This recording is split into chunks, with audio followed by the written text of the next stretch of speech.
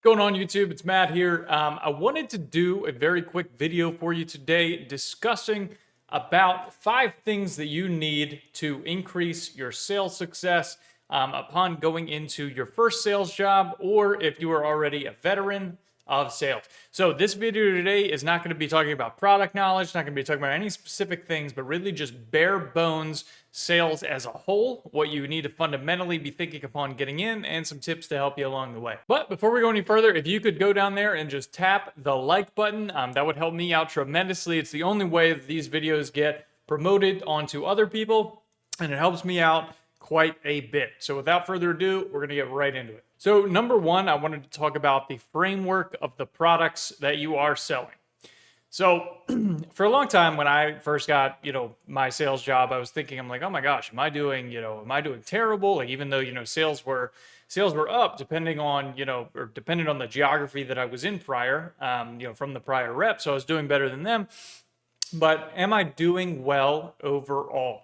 And this was something, that you need to know upon going into your next job is how do the average individuals perform versus how do star performers perform? And the reason why that's so important is because it gives you a good perspective on your future. Because obviously, if you're going into a company or into any kind of sales role, a lot of people are trying to make money, they're trying to provide for their families, and they're trying to find a job that they thoroughly enjoy. So you want to look at the top performers and see how, what they are doing, how hard their job is, and how much money they make, because that is the potential that you could have it one day. And the reason that I bring this up is because it's good not to be so hard on yourself, especially in the beginning, trying to reach a certain number, hit what those top performers are hitting, because you just haven't had enough skin in the game to actually realize how to do that yet, which is going to actually get me to a point later on in the video where I talk about that as well. So getting back to the previous point, the framework of the space that you are at is extremely, extremely important, because if you're selling MRI machines, it's going to be a lot longer of a sell than if you're selling printers or copiers or something like that, or pieces of paper. So you need to know this going in, because every day, if you're sitting in a job thinking, oh my gosh, I didn't crush selling 1 million MRI machines today, you shouldn't be that worried about it, because you should be focusing on getting that one sale and doing what you have to do in order to close that deal. Now, it could be a different story if you're selling, printer paper, staplers, etc., a bunch of these items that, you need to sell an increased volume of, because, they're lower ticket items. So the next thing that is extremely important is being able to get told no. And this is something that is very common among salespeople, or among people that, talk on YouTube, is you got to get comfortable with the rejection. Now it's true, obviously, because I'm bringing it up, but you need to get comfortable with getting no, or getting told no, a lot of times in order to truthfully get comfortable with it. So you do need to be going out and you need to be cold calling on people constantly. You need to have a bunch of people that you're calling on, so you get told no a lot, because more than in the beginning that you get told no, the better it's going to be later on when you start either walking into these offices or trying to create strategies for getting in. And even if they tell you no, it's not going to wear down your defense. But you do need to, you do need to have some attacks against you in order for that to feel normal. Because if you've only been told yes your whole entire life, that no reaction is going to treat you much differently. It's like, the person that you've always known your whole life that gets everything they want and then they cry when they get told no. It's sort of the same here, but the opposite way. So just know that. Just know that it has to happen. You have to be told no a bunch of times in order to succeed. And the good news with this is that no doesn't necessarily mean no, not ever. It means no, not right now. Things change all the time. In my career that I've had plenty of people come up to me and say, no, not at the moment. However, upon waiting a couple months or a year or something, I was given that chance to prove to them that I could do something for them and give them good service. And then that no completely turns into a yes. So don't write everything off at face value when you're in sales, because that is just going to, that's just ultimately going to lead to your demise. It's not a good way to think about things. And you need to realize that, if this person isn't ready to do something right now, you can't be angry at them for it. You need to understand where they are coming from, and you need to support whatever it is that they do. You need to be able to tell them, thank you for telling me no. Here's another thing that I see all the time is people go in trying to sell things on people that they do not need.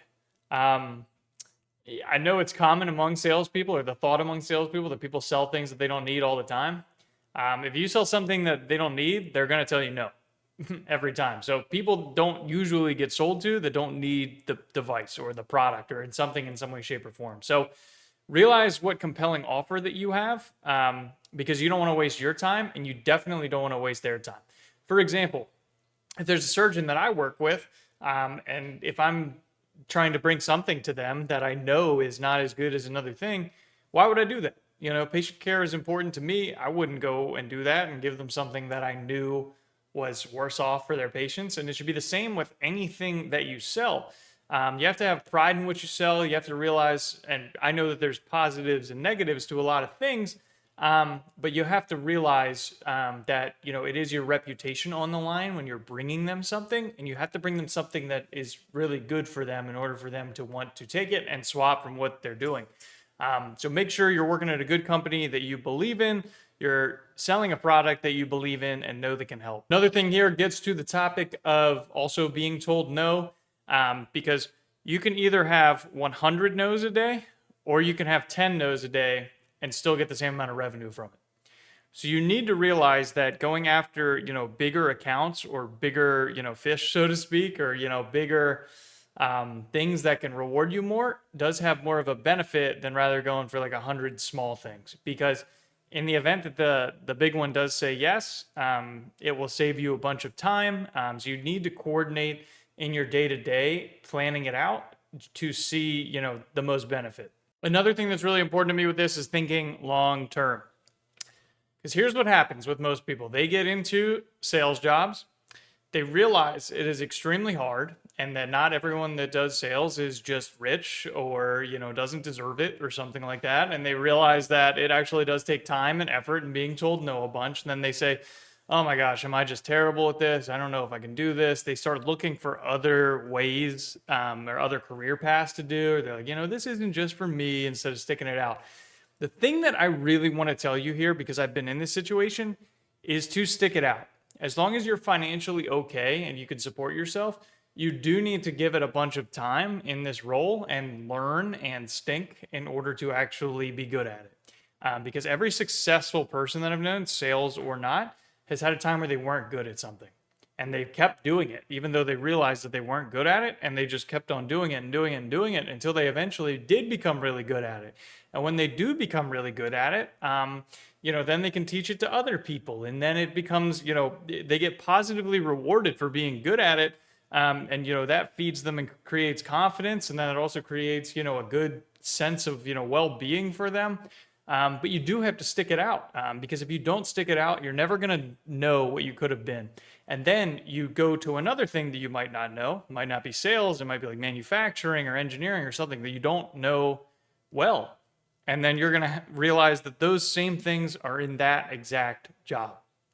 So find something that is worth investing in, investing your time into. So if it is this sales career, when you're investing your time into it, make sure that you give it a good run. Now, this next thing just has to do with the actual sales job as a whole. I wanted to give a little preface into, you know, what you should be thinking before you get into your first sales role. If you do not like working more hours, I would not take a sales role, because what it takes to be in the top 1% of people in this job is working more hours than the norm. So if you want a 9-to-5 job, and that is the normal working 9 to 5 every day, clock in, clock out, please do not take a sales role, because even if you are the average and you're okay and you can work in that 9 to 5, you know, sales role and be normal, if you want to be exceptional, you're going to have to work much more hours than that. I'm just telling you how it is. You can be normal in that 9 to 5 window of time, you know, and some sales reps do it, but there's much easier jobs to do than sales jobs if you just want to work those 9 to 5 hours. It becomes really rewarding in sales when you do more than the bare minimum, and then you're able to get rewarded for it and reap those rewards. So just know that before going in. That's my advice to you. If you want those normal hours, don't take this job. Last thing here, I know this has been an extremely long video, or longer than the videos I normally do, but hopefully you were able to take something away from it. Um, know when you are being overpaid. And the reason that I say that is because a lot of sales professionals, especially if they have experience, will be able to get high guarantees. And a guarantee is a salary that someone will give you to come over. So if you're making an extremely large salary off the bat without any business yet, you are very overpaid because you don't have any business that's coming in. And when you're extremely overpaid, people look at you more of under a magnifying glass just off the start. So let's say coming in, you're making 200 grand, you don't have a lot of business. They're going to give you a lot less time in order to make that business up than they would the guy that they were paying 70,000. So everybody coming into sales roles, I don't want you to be buying expensive cars. I don't want you to be buying anything that you really don't need, because you could get let go if you don't start bringing more business, then your salary is quicker. I've seen this happen numerous times where people think, oh my God, I got this amazing sales job and getting paid a lot. And then within 3 months after they bought all this expensive stuff, it's just done. So don't let that be you. If you guys want to talk, I'm definitely open to doing, Calendly that I have been doing before. I mentor some medical sales professionals and medical salespeople that are getting into the space. I would love to talk to you if you'd love to talk to me.